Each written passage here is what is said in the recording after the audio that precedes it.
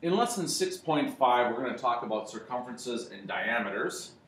So the first thing that you should know is that the distance around a circle, which is also called the perimeter of a circle, we call the circumference. It has a very special name when you talk about circles. So in other figures like pentagons, triangles, rectangles, we usually say perimeter, but with circles we're much more specific and we say circumference. There are really two ways to find the circumference of a circle. One way is to say that the circumference is equal to 2 times pi times the radius, and the other way is to say that the circumference is equal to pi times the diameter. Now the reason that we're doing that is because of what you see as the title here is the relationship between the circumference and the diameter, but actually more specifically is the relationship between the radius and the diameter. So we know that a diameter is equal to 2 times the radius, or in other words, 2 radiuses, or radii.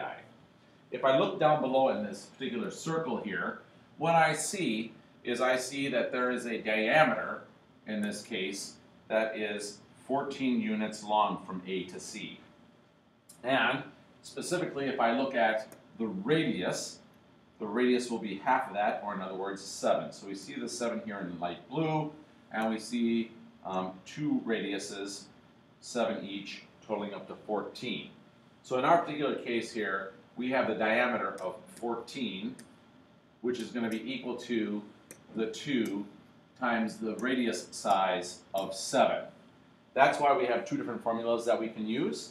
From this specific circle, using the approximation of possibly 3.14, or you can use the pi button on your calculator. What you would do is you just type in the information into your calculator. So looking up at the red formula, which says the circumference equals 2 times pi times the radius, what I would do in my calculator is I would type in the 2 times the pi times 7, and then out would pop roughly 44. Down below, if I wanted to, I could use the diameter instead and say the circumference is pi times the diameter. In my calculator, I would say pi times 14 using the pi button. And again, out would pop roughly 44 on my calculator, something very close when you type it in. We know that pi is an irrational number, which means it doesn't ever stop and it doesn't ever repeat itself. So what you need to know is that sometimes you might use pi on your calculator. There's a pi button. Or if you're going to use something besides that, I would really appreciate it if, looking down below, that you would use the 3.14 for pi. So take your pick. Either use the pi button or use 3.14. When I make my test keys, I know that you could use either one of those, and I will make sure that I know that your answer fits into one of those two categories. So circumference is 2 times pi times the radius, or if you prefer, pi times the diameter. That's because the diameter is twice the radius.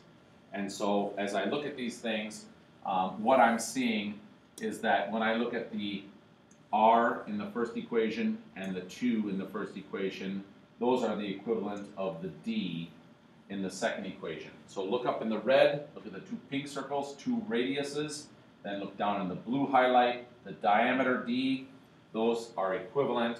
So when I look at what's happening, I can use either formula.